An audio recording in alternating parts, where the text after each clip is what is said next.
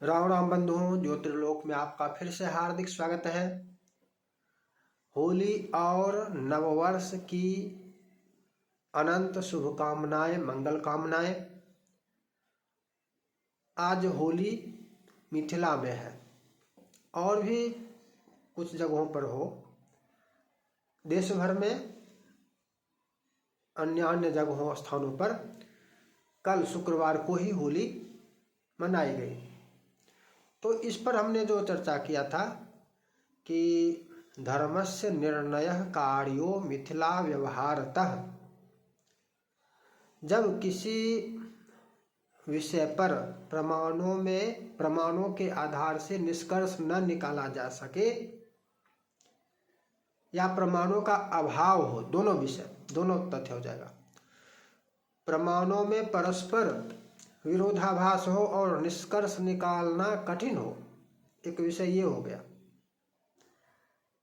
परस्पर विरोधी प्रमाण ढेरों हो और उसका निष्कर्ष नहीं निकाला जा सके।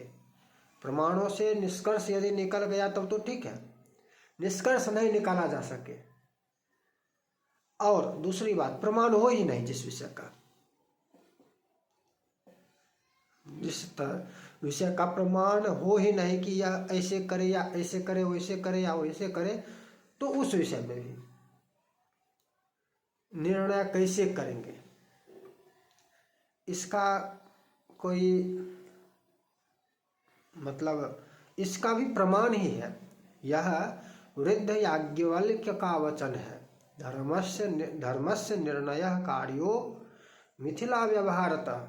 यह स्वयं प्रमाण है कि धर्म का निर्णय, अर्थात जहाँ निर्णय आप नहीं कर पा रहे हैं, जहाँ निर्णय संबंधी दुविधा है, निश्चय न कर पा रहे हैं, तो उसका निर्णय मिथिला का व्यवहार करेगा।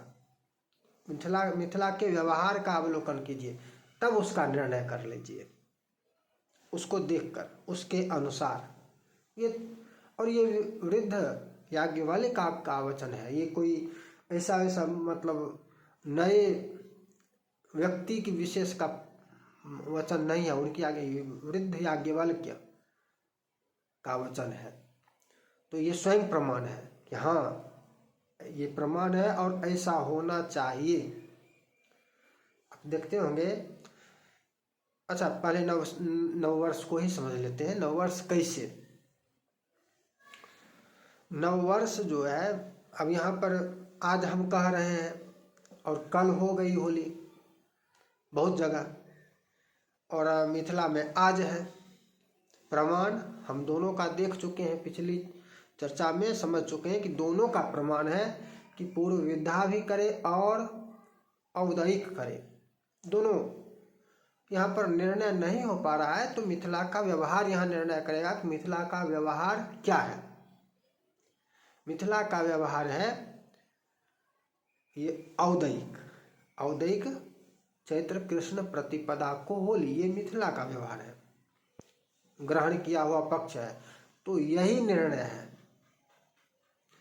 अच्छा, यहाँ होली में क्या, होली में और कभी नववर्ष आप मनाते हैं? विचार करने का प्रयास कीजिए। नववर्ष कब मनाते हैं उसको छोड़ दीजिए। ईसाई का नया साल, न्यू ईयर 2022, 23, 24, 25, 26, 27, इसको छोड़ दीजिए। ये न्यू ईयर, इसको नववर्ष की बात कर रहे हैं, जो अपना नववर्ष है। कब मनाते हैं। अब कुछ लोग आपको कहते हैं चैत्र शुक्ल प्रतिपदा को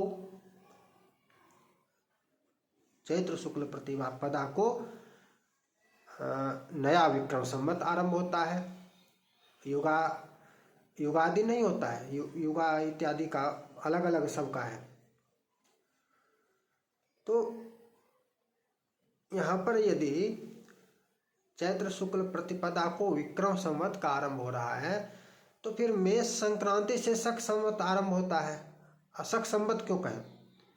इसको हम सौर वर्ष कह सकते हैं। ये सौर वर्ष है। सौर वर्ष मेष संक्रांति के दिन, मेष संक्रांति से आरंभ होता है। सौर वर्ष का आरंभ में संक्रांति से। तो किसको नया वर्ष माने? अब दो आ गया यहाँ पर, चैत्र शुक्ल प्रतिपदा को माने या वहां में संक्रांति को।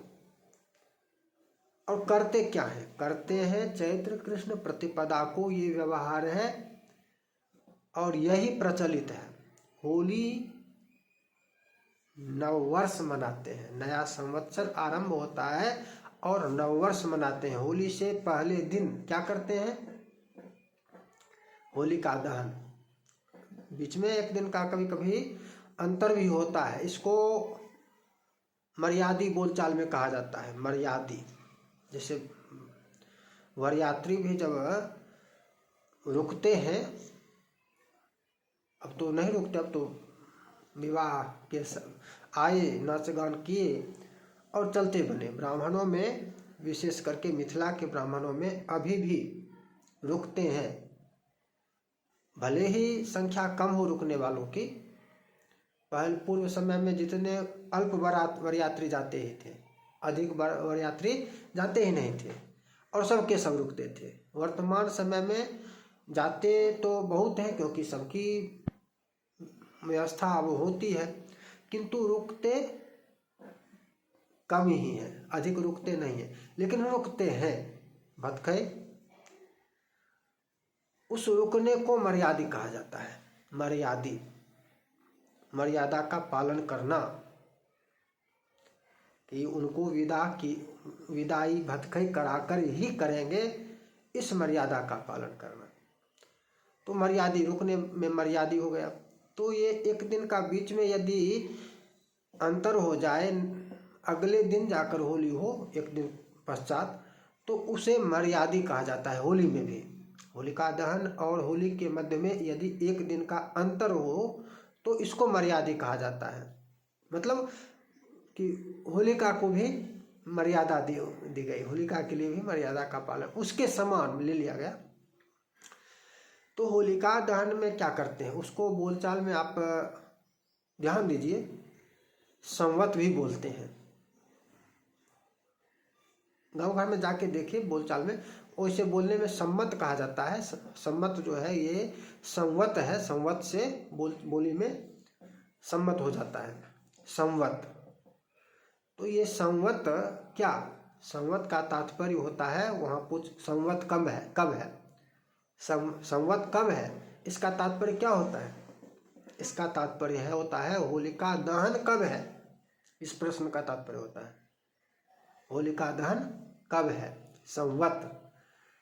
इसका क्या तात्पर्य है? वहाँ पर संवत का भी दहन होता है। एक संवत समाप्त हो रही है, उसका दहन हो गया और अगले दिन नया संवत आरंभ हुआ, नववर्ष आरंभ हुआ, और नववर्ष के आरंभ में होली मनाते हैं। नववर्ष का आरंभ हम जो करते हैं वो होली मनाकर करते हैं। नववर्ष मनाने के लिए वो विक्रम संवत्सर, नव संवत्सर, वो अलग विषय है। वो मनाना आप नहीं मनाते हैं, पहले से आरंभ कर दीजिए, वो अलग विषय, भिन्न विषय है उसके अलग। लेकिन ये हम मना रहे हैं, बस इसको समझने का भ्रम है, इसको समझ नहीं पा रहे हैं कि ये नववर्ष ये है हमारा। ये समझने का विषय है कि हम समझ नहीं पा रहे हैं कि हम होली के रूप में नववर्ष मना रहे हैं। अच्छा, मान लिया जाए अब तो व्यवहार में है वो न्यू ईयर वाला भी, नया साल। क्या करते हैं उस दिन भी अनेकों प्रकार के पकवान इत्यादि बनाकर भोजन करते हैं। मंदिर इत्यादि जाने वाले मंदिर इत्यादि जाते हैं, पूजा पाठ, ये वो तो उनके लिए है ना, पूजा पाठ करते हैं, मंदिर जाते हैं। जो कभी नहीं जाते एक दिन जाते हैं, उनके लिए वो विषय है। पूजा करते हैं, जाते हैं मंदिर, वो तो प्रतिदिन का विषय है। पूजा करना, मंदिर, ये तो प्रतिदिन का विषय है। इसमें नया साल का क्या चीज जुड़ गया? मान लिया जाए मंदिर जाते हैं, तो मंदिर तो प्रतिदिन जाते हैं और दिन भी जाते हैं। वो उनके लिए हो जाता है कि नया साल में मंदिर जाना चाहिए। जो मंदिर नहीं जाता है अन्य दिनों, जो पूजा नए साल में पूजा करो तो अन्य दिनों में पूजा नहीं करते हो, इसका तात्पर्य। वहाँ भी नाना प्रकार के व्यंजन बनाकर उस दिन भोजन किया जाता है। अच्छे अच्छे खीर, पकवान, पुआ, फुटपूरी इत्यादि। संवत के अंत में भी और संवत के नए संवत के आरंभ में भी। एक संवत का समापन होलिका में हुआ, एक वर्ष का समापन हुआ, उसका दहन हुआ। उस दिन भी होलिका दहन के समय भी उसके लिए भी बनाकर उसको देते हैं। होलिका दहन में भी वो व्यंजन जो भी बनाते हैं भोजन, वो होलिका दहन संवत्सर को भी देते हैं, होलिका को भी देते हैं। अब वहाँ पर होने के लिए होलिका भी है, धुंधी भी है, ये सब भी है।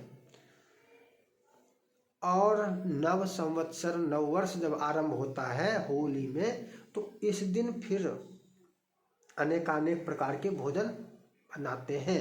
नव वर्ष का आरंभ करते हैं, फिर उत्सव मनाते हैं। ये व्यवहार में दिख रहा है। और ये नव संवत्सर, ये नव वर्ष, यही हम मना रहे हैं। अलग से मनाने की आवश्यकता नहीं है, ये व्यवहार में दिखता है। वैसे होली का भी जो विधान है, जो नियम है, उसके अनुसार तो और अनेकानेक विषय उसमें है। होली के विधान में वो चर्चा हम कर चुके हैं, उसकी चर्चा पुनरावृत्ति करने की आवश्यकता नहीं है कि होली में क्या क्या। लेकिन यहाँ पर यह चर्चा का विषय था कि नववर्ष है और नववर्ष की भी शुभकामनाएं इसी दिन होनी चाहिए। क्यों? क्योंकि विक्रम संवत को मानेंगे तो विक्रम संवत के साथ ही फिर शक संवत को क्यों नहीं मानेंगे, यह प्रश्न आएगा। और व्यवहार में कहाँ है? व्यवहार में नहीं है, ये व्यवहार में कहीं नहीं है, लेकिन होली व्यवहार में है। यही नववर्ष है। तो नववर्ष की ढेरों शुभकामनाएं सभी को। फिर मिलेंगे नई चर्चा के साथ। जय जय श्री राधे।